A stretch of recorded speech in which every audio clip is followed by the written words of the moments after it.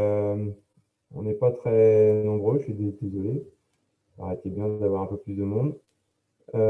Simplement, l'enjeu, c'est de vous montrer un peu par rapport au stage, le futur stage 2022-2027, quels sont les points de divergence qui sont forts, hein. Voilà, il faut avoir ça en tête. Il y a des points de non-retour où clairement il ne faut pas que ça passe. Ça a déjà fait l'objet d'un vote contre les représentants au comité de bassin euh, à l'automne dernier, je crois, il me semble. Et donc, derrière, les choses avancent tout de même. Et donc, c'est pas acceptable en l'état. Il y a différentes, vous le verrez, il y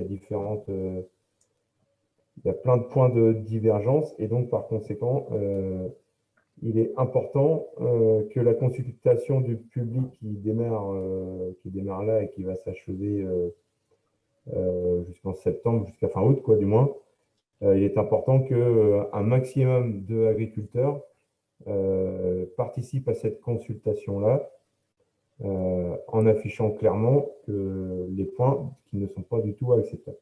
Voilà. Il faut savoir que aussi, il faut savoir que il y avait eu d'autres propositions de fait et rien ne passe, ils acceptent rien de ce qu'on propose. Et donc, clairement, c'est pas comme ça qu'on peut construire les choses.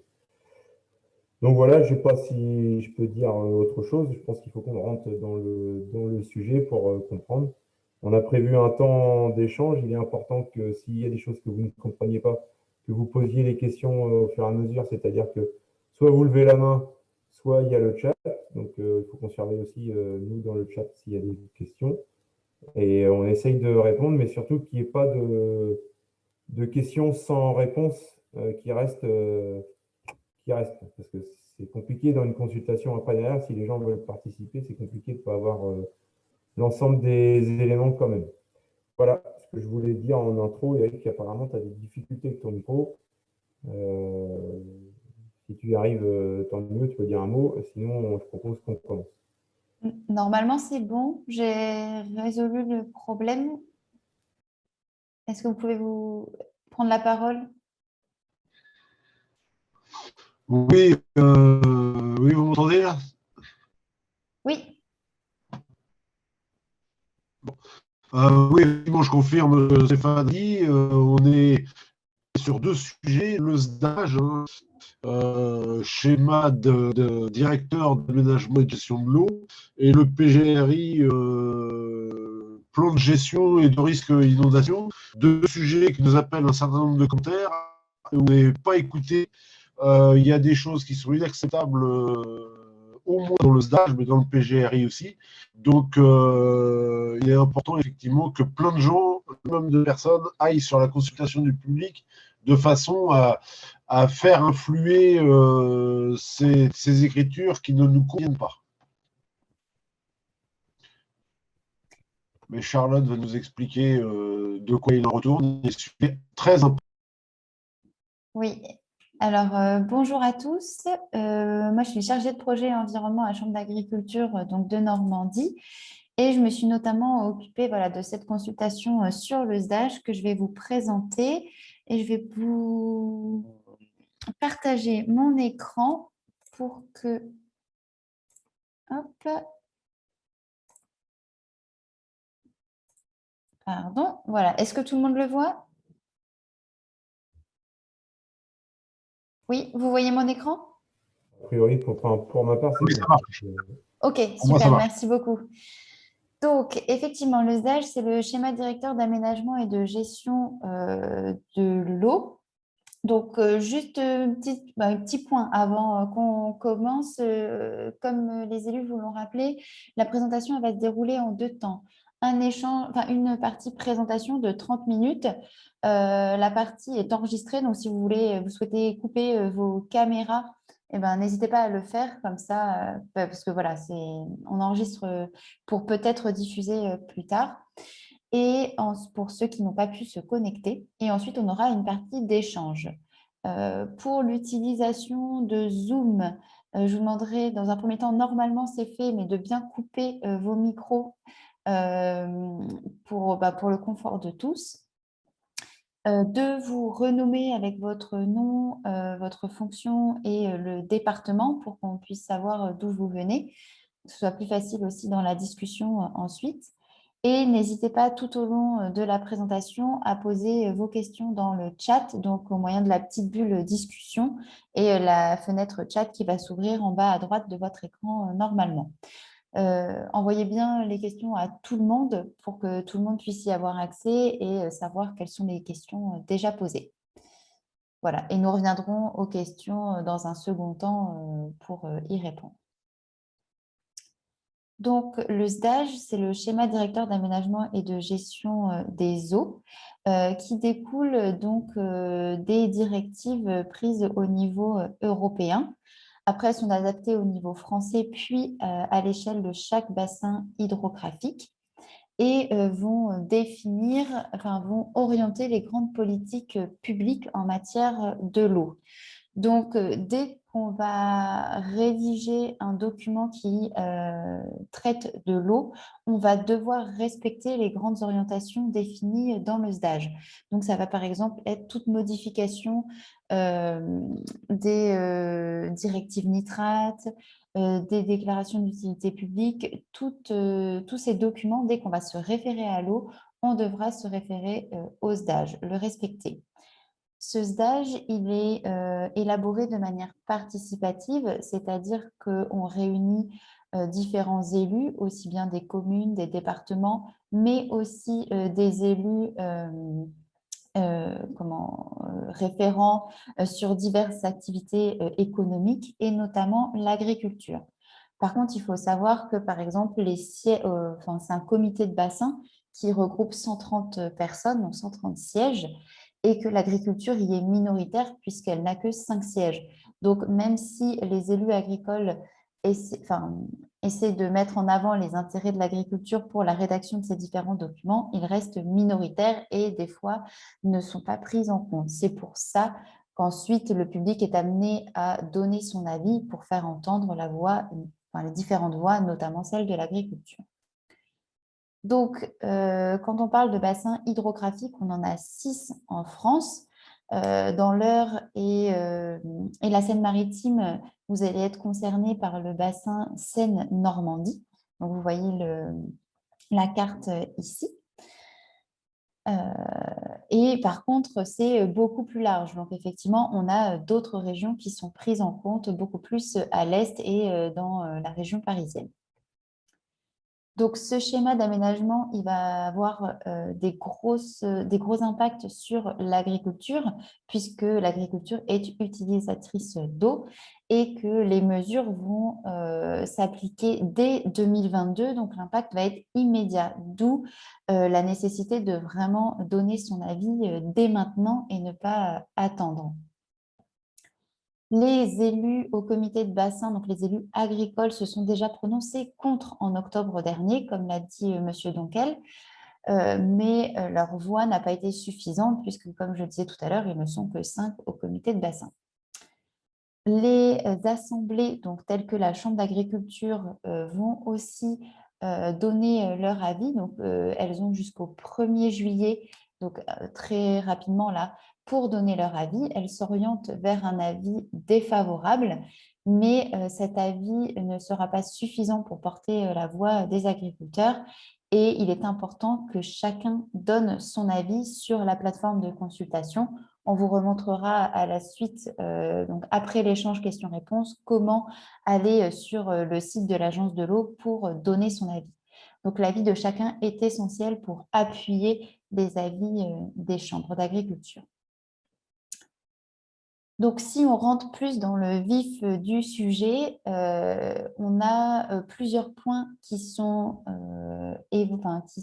prévus dans ce schéma directeur d'aménagement des eaux qui remettent en cause certains points très importants donc, au niveau des zones humides, de la protection des aires de captage et de la gestion quantitative de l'eau. Donc, il faut savoir que le document fait 200 pages. Donc, ici, on vous a fait un résumé des points les plus problématiques que l'on a, nous, identifiés.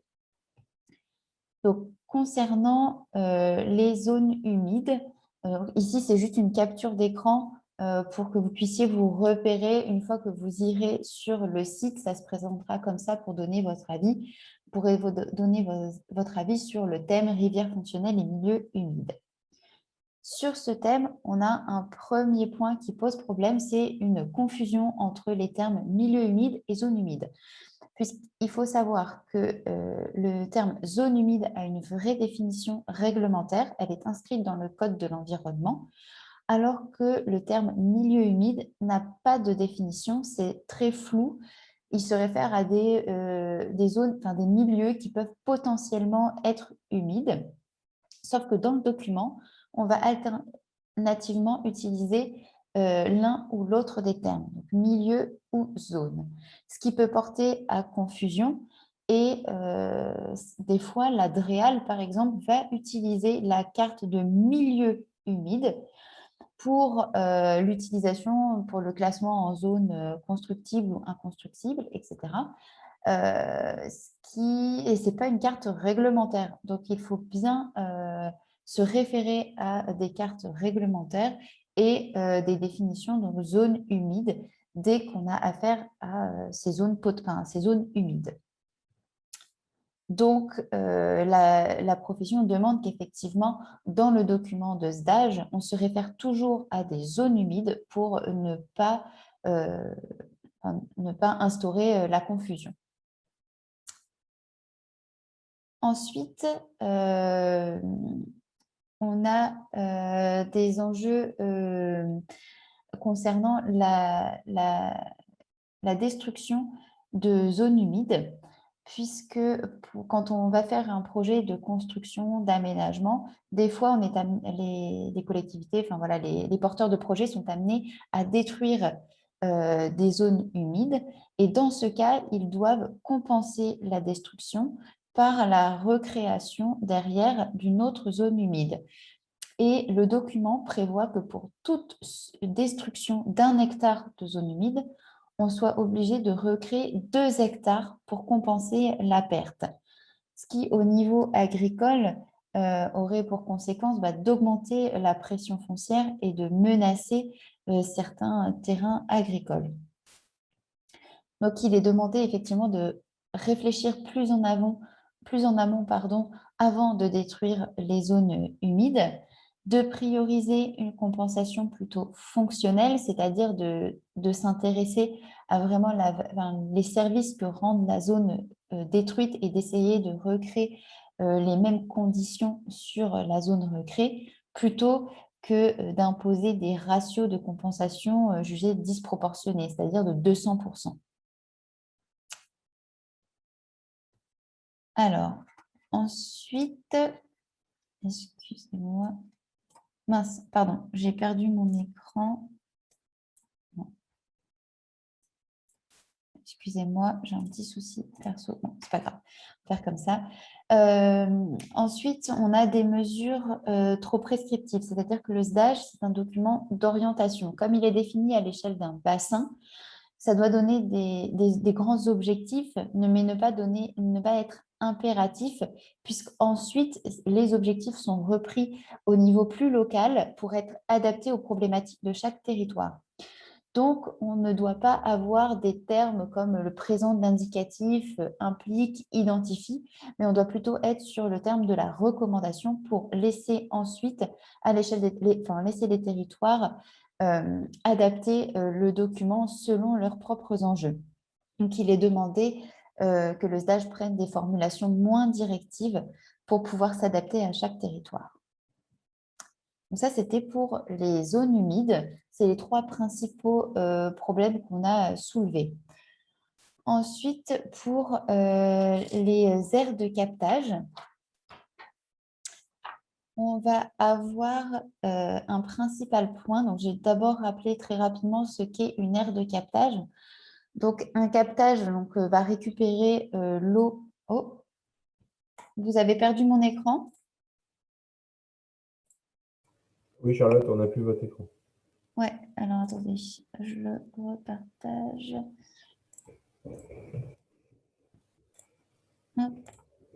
Est-ce que là, vous l'avez? n'est pas revenu encore. Là, c'est bon. Là. Ok, super. Donc, une aire de captage, c'est l'ensemble des surfaces où toute goutte d'eau qui va tomber sur le sol va parvenir jusqu'au captage. Autour de ces captages, on a des périmètres plus ou moins rapprochés qui ont vocation de les protéger et d'éviter les pollutions. Et ensuite, l'aire de captage, elle va être à un niveau plus étendu puisqu'elle va concerner toutes les gouttes d'eau qui vont pouvoir arriver jusqu'au captage. Vous avez le petit schéma ici. Donc, ces aires de captage, dans l'heure, elles concernent les zones grisées que vous voyez à l'écran ici. Donc, à peu près 30% du territoire. Et en Seine-Maritime également. Donc, c'est toutes les zones colorées. Donc, on voit que c'est quand même des zones assez étendues. Donc, effectivement, 35% pour la Seine-Maritime et 31% pour l'Eure. Et le SDAGE prévoit de couvrir la moitié de ces aires de captage en culture bas niveau d'intrants, c'est-à-dire les prairies, les cultures biologiques, la luzerne, le sainfoin, le chanvre et le sarrasin. Sauf qu'aujourd'hui, à date, et donc ça, ce serait dans l'objectif de protéger ces aires de captage et d'avoir des eaux plus saines. Sauf qu'aujourd'hui, sur ces aires de captage, seulement par exemple 13% des aires de captage de l'Eure sont en culture BNI et 28% pour le département de la Seine-Maritime. Donc ça voudrait dire convertir énormément de terres actuellement cultivées en blé, en orge, en colza, etc. par ces cultures bas niveau d'intrants. Je vous ai remis quelques petits chiffres. C'est par exemple quasiment 20 000 hectares de blé qu'on devrait convertir à l'échelle du département de l'Eure. Donc, ce qui est énorme et remettrait en cause la viabilité des systèmes agricoles, d'autant plus que pour l'instant, on n'a pas de culture pour ces cultures de débouchés pour ces cultures bas niveau d'intrants et que les agriculteurs ont déjà mis en œuvre certaines démarches pour diminuer leurs intrants sur leur culture, donc par l'investissement en matériel, s'adapter et prendre des certifications HVE, MAEC, etc. Donc, cette nouvelle mesure viendrait à l'encontre des efforts déjà mis en place et qui, pour le moment, n'ont pas eu le temps de faire leurs preuves, en fait, puisque c'est du long terme. Donc, la profession demande effectivement de supprimer cette mesure qui va à l'encontre aussi des objectifs de souveraineté alimentaire du gouvernement, pour essayer de produire localement ce dont on a besoin. Donc, pour ce point, j'en ai fini. Pour toujours sur les aires de captage, les documents d'urbanisme ont pour vocation de gérer la constructibilité des parcelles. Donc, est-ce qu'une parcelle va être ou non constructible? Et le SDAGE voudrait en plus donner des grandes orientations en matière d'assolement. Donc, quelles sont les productions que l'on pourrait faire sur les différentes parcelles. Donc, ça, il est bien évident que le SDAGE n'a pas vocation à imposer et à donner des orientations sur le type de culture qui sont inscrites dans les documents d'urbanisme, puisque les documents d'urbanisme ne doivent uniquement gérer que la constructibilité des parcelles. Donc, la profession demande qu'effectivement, le document d'urbanisme puisse orienter l'usage des parcelles en dehors des productions agricoles. Ensuite, toujours sur ces aires de captage, et dernier point, c'est l'interférence avec les programmes d'action régionaux directifs nitrates. Donc, normalement, le SDAGE ne peut que donner des grands objectifs et dire qu'on doit réduire la pression au nitrate, mais non pas renforcer les mesures à appliquer localement. Ces mesures locales de renforcement pour la protection des eaux, elles sont prises à l'échelle locale et pas à l'échelle du SDAGE.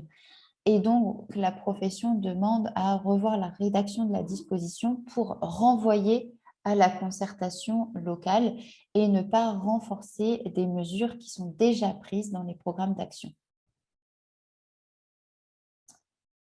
Voilà. Ensuite, on va passer au dernier point, la gestion quantitative des ressources, puisque le SDAGE prévoit des mesures très restrictives concernant la création de retenues à usage d'irrigation agricole, en limitant la création des retenues aux projets de substitution, c'est-à-dire juste remplacer ce qui était avant prélevé et ne pas stocker dès qu'on est en période d'excès, comme par exemple on a pu le voir les semaines passées où on a eu de fortes précipitations. Il pourrait être intéressant de garder l'eau à ces moments de fortes précipitations pour prévoir d'éventuelles sécheresses par la suite. Or, le SDAGE ne le permet pas et permet uniquement un stockage pour éviter de prélever. Donc, et en plus, encadre les périodes de prélèvement puisqu'on ne peut prélever qu'entre certaines dates, des dates hivernales. Donc, effectivement, la profession demande la possibilité de créer des retenues au-delà des projets de simple substitution et de ne pas limiter l'encadrement des périodes de remplissage et aussi l'encadrement des volumes stockés. Puisque même si pour le moment, on n'a pas de zone de tension, donc qui sont appelées ici ZRE, de zones de tension dans les départements de l'Eure et de la Seine-Maritime, avec la raréfaction de la ressource en eau, ça pourrait arriver et on pourrait vite être confronté à aussi des limitations de volume. Et on rappelle aussi que ces créations de retenues pour l'usage agricole pourraient éviter un certain nombre de problèmes d'inondation, de coulées de boue, comme ça a été le cas très dernièrement, en période de pluviométrie importante, et pourrait permettre de prévoir des périodes de sécheresse. Donc voilà pour la rapide présentation des points qui pouvaient poser problème.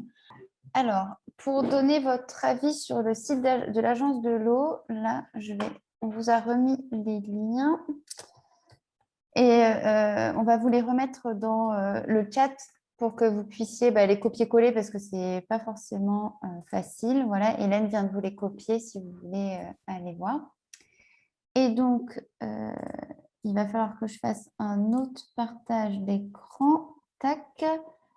Je vais vous partager celui-ci. Hop. Est-ce que vous voyez bien maintenant mon écran sur une page internet, Agence de l'eau? Oui. Oui. Ok, super. Donc là, effectivement, vous allez pouvoir cliquer sur cette image-là, tous les avis comptent. Et vous exprimez donc soit sur le SDAGE, soit sur le PGRI. On va cliquer sur le SDAGE. Ensuite, alors attendez, je vais me mettre en grand écran parce que c'est à moitié mangé. Voilà. Ensuite, vous pouvez vous exprimer donc de deux manières différentes, soit sous forme libre. Donc, si je clique sous forme libre, voilà, vous pouvez consulter l'intégralité du projet de SDAGE qui fait à peu près quasiment 200 pages et donner votre avis en écrivant ce que vous en pensez ici dans le cadre prévu à cet effet. Par contre, vous pouvez aussi vous exprimer à l'aide de questionnaires et de fiches synthèse prévues par l'Agence de l'eau. Donc, en cliquant sur le thème de votre choix, d'où le fait, voilà, j'avais remis des captures d'écran tout à l'heure parce que, par exemple, si on veut s'exprimer sur les milieux humides, on va cliquer sur cet item-ci. Et ensuite, vous allez avoir des fiches synthèse qui vous sont proposées. Elles se présentent de la sorte. Sauf que effectivement,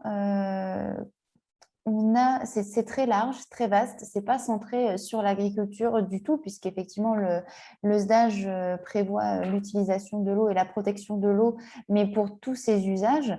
Et donc, on va très peu parler de l'agriculture et notamment des points qui vont poser plus problème pour les exploitations. Donc, et ensuite, c'est d'où le fait qu'en fait, on vous a fait des petites fiches synthèse que vous pouvez retrouver sur notre site internet aussi pour récapituler les points qu'on vous a présentés aujourd'hui et en quoi est-ce que le stage va être problématique pour l'agriculture. Et donc là, ensuite, sur cette page-là, vous avez un questionnaire où vous pouvez donner votre avis, mais c'est très restrictif puisque soit vous demandez que les mesures aillent plus loin d'un point de vue environnemental, donc sont encore plus strictes, soit qu'on les complète, soit qu'on les modifie, ou alors elles vous conviennent, ou vous ne souhaitez pas vous prononcer. Donc, c'est pas évident de donner son avis d'un avis négatif. Il va pas falloir mettre, voilà, qu'on souhaite qu'elle soit modifiée ou complétée. Mais après, il faut étayer son avis, puisque si vous dites juste modifier, ça se réfère de manière très large au milieu humide, par exemple ici. D'où l'importance de redonner alors attendez, je vais vous repartager mon autre écran. Bien redonner le numéro des dispositions qu'on vous a données ici, par exemple, disposition 2.3.1, etc. Rappelez ce qui vous pose problème dans la disposition. Par exemple, ici, que les documents d'urbanisme prévoient l'utilisation et l'assolement des parcelles agricoles et demander ce que vous souhaitez, par exemple, que cette disposition s'applique en dehors des productions agricoles. Mais bien faire des demandes claires puisque sinon elles ne seront pas prises en compte puisque voilà, l'administration ne saura pas à quoi se référer et à quoi vous faites référence vous.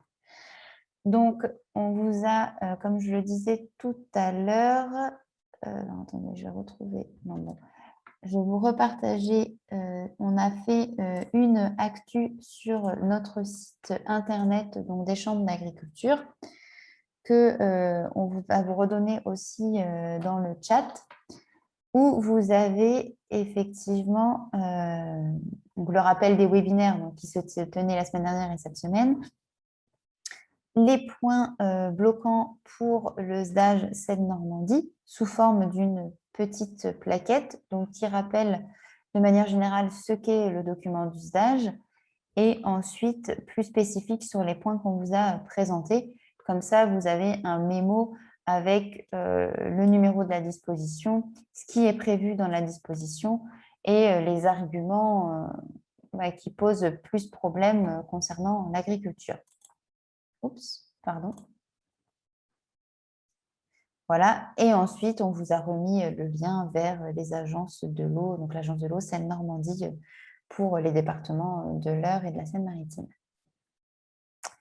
Voilà. Alors, est-ce que vous avez d'autres questions? Charlotte, moi j'avais une autre remarque. Tout à l'heure, vous nous avez parlé pour la consultation d'une manière, la manière dont vous nous avez fait voir là, en fin de compte, où on ne peut pas afficher un avis contraire, sauf de l'étayer. Et il y avait une autre formule avant, je crois, non? En fait, c'est complètement, c'est étayé totalement là pour le coup. Vous choisissez même pas Est-ce le que thème. sur les quelques points durs, on n'a pas intérêt à utiliser cette façon-là? Enfin, je sais pas, j'ai pas testé encore, mais je parle comme je réfléchis. Est-ce qu'on n'a pas intérêt à aller dans cette formule-là plutôt pour donner des arguments, quoi? Vous pouvez, peu importe en fait, du moment que vous remettez bien le numéro de la disposition D'accord. et ce qu'il faut juste faire là, ici, effectivement, vous pouvez remettre plusieurs demandes Ouais. et peu importe le thème, en fait, c'est surtout ça. Si vous allez ici, je m'exprime à l'aide d'un questionnaire et de fiches synthèse. Il faut juste que là, vous fassiez référence qu'au milieu humide si vous cliquez ici, et ensuite qu'au captage si vous cliquez sur l'autre. Mais de toute façon, il faut quand même repréciser l'avis avec le numéro de la disposition, c'est certain. Après, à chacun de donner son avis, effectivement, comme il le souhaite. C'est parce qu'il y a une manière qui est un petit peu plus guidée que l'autre.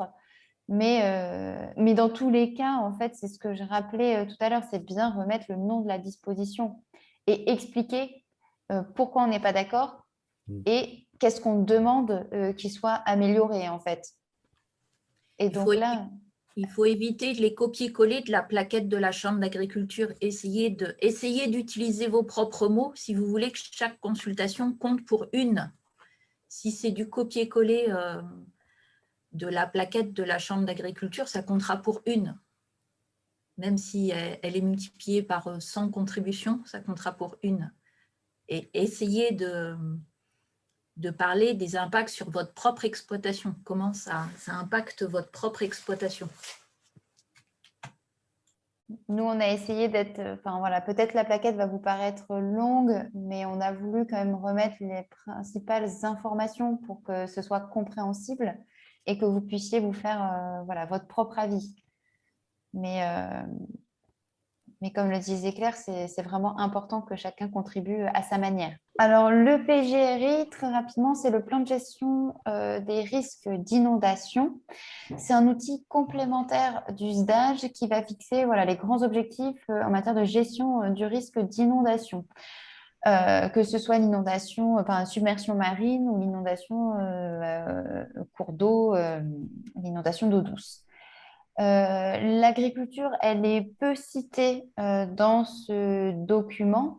Les points, voilà, donc les grands objectifs de ce plan de gestion des risques d'inondation, c'est de protéger les populations et de limiter et réduire les dommages lorsqu'il y a des inondations. Et donc, effectivement, l'agriculture est peu citée alors qu'elle joue un rôle clé puisque c'est souvent les terres agricoles qui servent de réserve, entre guillemets, de terrain inondable pour éviter d'inonder les villes lors de périodes de crue. Et donc, ce qu'on a noté principalement, c'est l'absence du principe de solidarité amont-aval. C'est-à-dire qu'effectivement, les terres agricoles servent de secours, mais on ne les reconnaît pas ensuite et on n'a pas de disposition spécifique pour les indemniser et prendre en charge les dommages quand elles sont impactées par des inondations ou des submersions marines. Voilà, très rapidement. Et donc, ça va concerner effectivement plus donc on a aussi bien des problèmes le long des cours d'eau ou bien le long, comme on est une région côtière, le long des côtes. Et je vais vous laisser, vous aviez certains exemples, vous, voilà, de vécu, de cas de surinondation, il me semble, dans vos régions. Monsieur Debrel et Monsieur Chanu. On vous entend, Monsieur Chanu. Oui. Non, mais le PGRI, les choses sont beaucoup moins graves que sur le SDAGE. Effectivement, l'agriculture est assez peu citée. Il y a quand même un sujet qui m'est cher parce qu'il touche au département de l'Eure. On a un exemple en 2016, on a eu un exemple en 2016. Il faut savoir qu'entre la mer et Paris, il y a 2 barrages. Un barrage qui est en aval de Paris et un barrage qui est en amont de Rouen. En 2016, quand il s'est mis à tomber de l'eau d'une façon très abondante à l'amont de Paris, d'abord les lacs qui sont censés récolter l'eau et qui sont censés protéger des inondations, il s'avère que quand il s'est mis à pleuvoir, ils étaient pleins. Tout simplement parce que l'utilisation a été dévoyée pour maintenir un niveau d'eau pendant la période de sécheresse. Donc, il a fallu éviter que Paris soit inondé. Donc, pour éviter que Paris soit inondé, ils ont ouvert le barrage de Saint-Pierre-la-Garenne, qui est donc du côté de Vernon. Et puis, pour éviter que Rouen soit inondé, ils ont fermé le barrage de Pose. Et en fait, on a constaté dans cette petite zone-là de Vallée de Seine des augmentations de niveau d'eau, mais extrêmement brutales. Parce que j'ai un collègue là, qui m'a appelé pour me faire part du souci. Il s'est retrouvé en une seule nuit avec 50 hectares de blé sous la flotte. Il dit, j'ai jamais vu l'eau monter aussi vite que ça. Donc, il s'est très clairement passé quelque chose. Alors, VNF, la Voie navigable de France, dit non, non, non, on n'a pas touché au barrage. C'est trop évident pour que ça ait monté aussi vite que ça. C'est évident qu'il s'est passé quelque chose au niveau de ces deux barrages-là. Le sujet, c'est pas est-ce qu'il faut inonder les terres agricoles ou est-ce qu'il ne faut pas les inonder. Bien sûr qu'il vaut mieux inonder les terres agricoles que d'inonder des zones d'habitation, ou si ça peut permettre d'éviter d'inonder des zones d'habitation ou des industries, les enjeux financiers ne sont pas les mêmes. Et les enjeux financiers ne sont pas les mêmes, d'autant plus que l'agriculture n'est pas indemnisée. Et là, on a un vrai sujet, qu'on inonde pour protéger les zones habitées ou les zones industrielles, ok, mais dans ces cas-là, qu'on indemnise les agriculteurs. Et même ceux qui ont l'assurance climatique ne sont pas assurés sur le risque inondation à partir du moment où ils sont en zone inondable. Et là, les gars qui se sont retrouvés avec plusieurs dizaines d'hectares de récoltes sous l'eau d'un seul coup, récoltes qui ont été perdues, ont eu zéro indemnisation, zéro, que dalle. Et là, dans le PGRI, ça serait quand même bien que ça soit un petit peu écrit quelque part que les risques de surinondation soient pris en compte. Alors, on parle aussi de submersion marine. Bon, le département de l'Eure n'est pas concerné, mais sur la submersion marine, c'est le même sujet, quoi. Et évidemment que je serai solidaire de la Seine-Maritime, du Calvados et de la Manche, qui sont nos trois départements maritimes du PGRI, parce qu'il n'y a pratiquement que ces trois-là, en parlant aussi des dommages liés aux zones de submersion marine. Excusez-moi d'avoir bafouillé. Je vais conclure, oui. Je vais dire que simplement, on a essayé de vous brosser un peu les différents points de divergence ou points de blocage plutôt. On va les nommer comme ça. Et que maintenant, il est important d'aller exposer tout ça dans la consultation. De dire aussi que si vous avez encore des questions, bien évidemment, on est à votre disposition pour répondre. Et maintenant, je pense quand même qu'il va falloir aller chercher quelques agriculteurs pour qu'il y ait une certaine émulation pour que les gens participent à cette consultation d'une manière plus massive que le monde agricole en a l'habitude.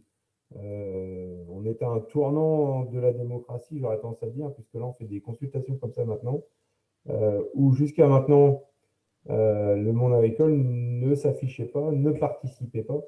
Mais là, il faut que les choses s'inversent et que les choses changent. Et il faut que vraiment il y ait du monde qui y participe. Et je pense qu'on va s'organiser. J'entends voilà, au niveau FR que ça va remonter. On va voir, Simon, comment on va faire nous dans le département, mais c'est la même chose. Mais il y a aussi tous les acteurs, je l'ai dit un peu tout à l'heure, Négoce et COP. Et il faut qu'on aille vers ces gens-là aussi, qu'ils incitent, à travers toute leur communication interne, qu'ils parlent du sujet. Voilà. Et donc, on va s'organiser autour de ça. On a 2 mois devant nous quasiment là, pour arriver à la fin de la consultation. Et donc, dans la semaine, il faut qu'on ait notre cheval de bataille. Voilà ce que je voulais dire. Ok. Et alors, merci à tous d'avoir suivi le webinaire, aux élus de s'être mobilisés aussi pour expliquer à tout le monde voilà, les enjeux.